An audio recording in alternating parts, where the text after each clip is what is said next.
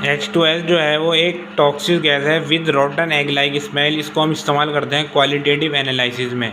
इस क्वेश्चन में आपको क्या निकालना है, हेनरीज लॉ कांस्टेंट निकालना है। ठीक है, तो सबसे पहले तो आप इसका मतलब समझिए कि 0.195 एम्स का मतलब क्या है। ये मोलेलिटी दे रखी है क्वेश्चन के अंदर, और मोलेलिटी का मतलब होता है 0.195 मोल्स ऑफ सॉल्यूट डिजोल्व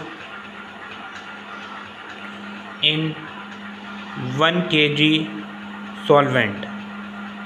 इसका मतलब है कि 0.195 मोल सॉल्यूट घुले हुए हैं 1 kg सॉल्वेंट में। ठीक है, तो अब दूसरी बात क्या है, आपको हेनरीज का इक्वेशन पता होनी चाहिए। वो होती है PA इजिकल टू KH से। PA क्या होता है, हमारा प्रेशर हो गया, हमारा KH क्या हो गया, हेनरीज कांस्टेंट हो गया, और X से क्या हो गया, मोल फ्रैक्शन ऑफ सॉल्यूट। तो इस क्वेश्चन के अंदर जो है STP दे रखा है, तो STP पे जो होता है प्रेशर फिक्स होता है, वो होता है 0.987 इजिकल टू KH की वैल्यू आपको कैलकुलेट करनी है, और X से बराबर होता है हमारा Na/Na प्लस NB। ठीक है, तो इसमें जो है आपका Na दे रखा है 0.195 मोल्स ऑफ सॉल्यूट, लेकिन मोल्स ऑफ सॉल्वेंट नहीं दे रखे हैं। लेकिन अब हम निकाल लेते हैं मोल्स ऑफ सॉल्वेंट।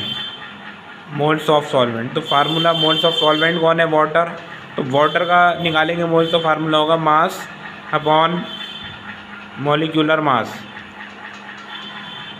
तो मास कितना है वाटर का, 1 kg। 1 kg बराबर होता है 1000 ग्राम के। तो यहाँ पे क्या लिख लेंगे 1000, और मॉलिक्यूलर मास कितना होता है वाटर का 18।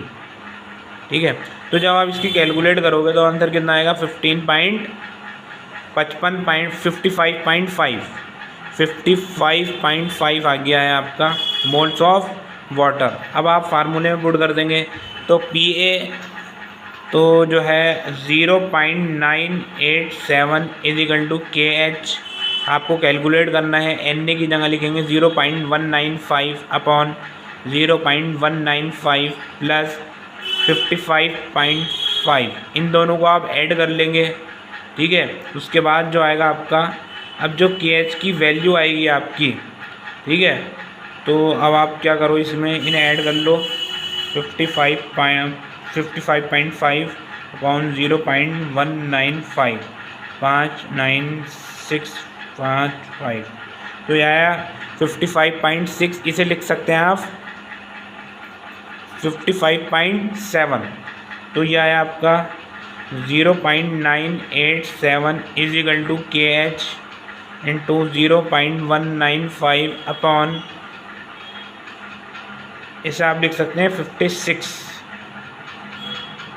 अब जब इस KH की वैल्यू निकालेंगे आप हेनरीज कांस्टेंट की, वो आ जाएगी 282 बार।